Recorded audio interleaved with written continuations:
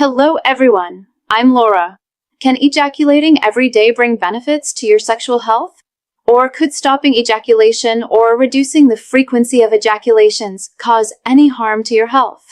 Stay with me until the end of this video, and I'll explain the myths and facts surrounding this topic.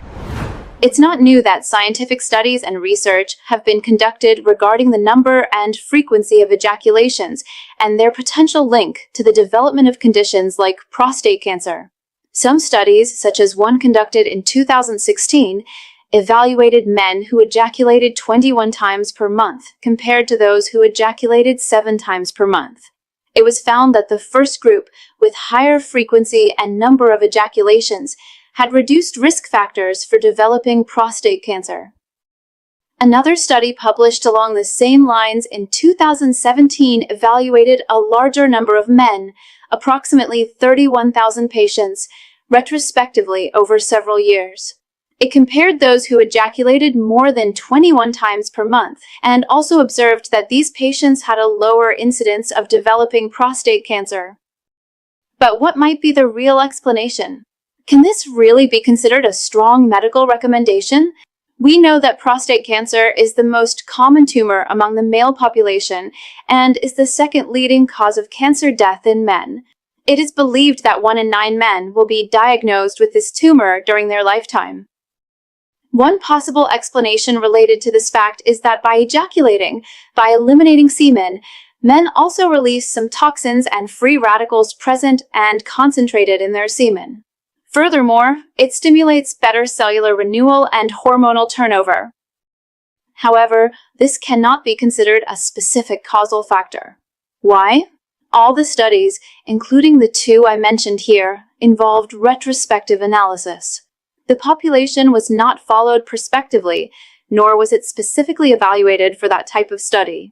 In other words, a database based on the patient's pasts was evaluated. Therefore, certain biases, such as recall bias and selection bias, can compromise the results of this type of study. Thus, there isn't a very strong recommendation, especially numerically speaking, regarding the exact number of ejaculations that might act as a protective factor against prostate cancer. However, this type of information can guide us as physicians and also patients, suggesting that a healthy, regular, and frequent sex life may indeed improve risk factors and serve, in a way, as protection against the development of cancer, such as prostate cancer. But what about the opposite? Stopping ejaculation or ejaculating only rarely. Can a hypoactive sex life be detrimental to your health? This is also a very frequent question among many patients. As we know, there is continuous production of semen, which is produced by the prostate, seminal vesicles, bulbourethral glands, and also by the testicles. This semen production occurs regardless of whether the patient has more or less sexual intercourse.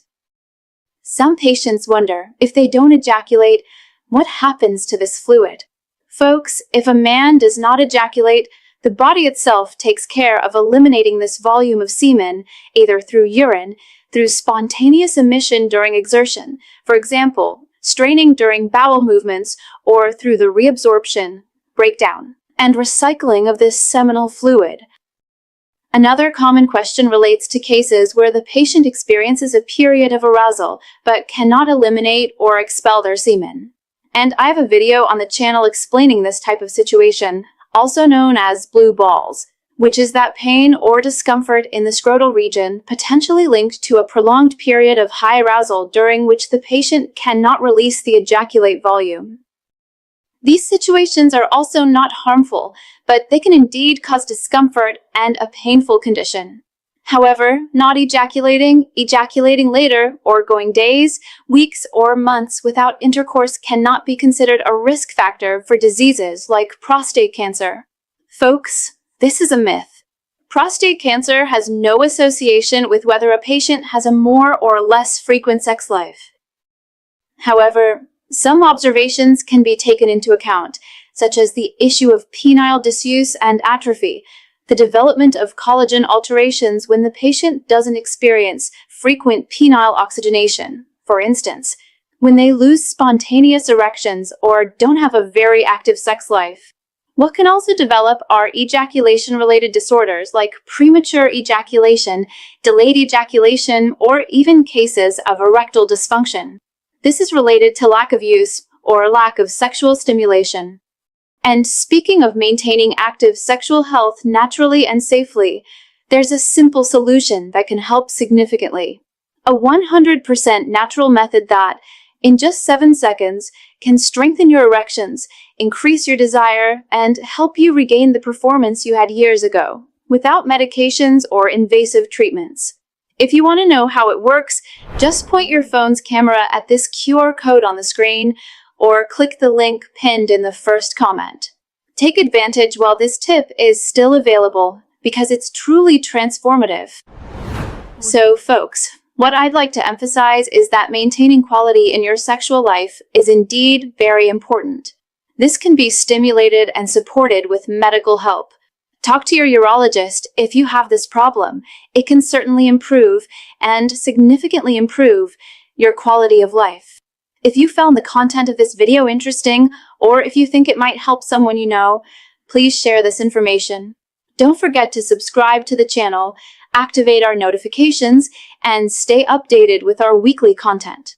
Best regards, and see you next time.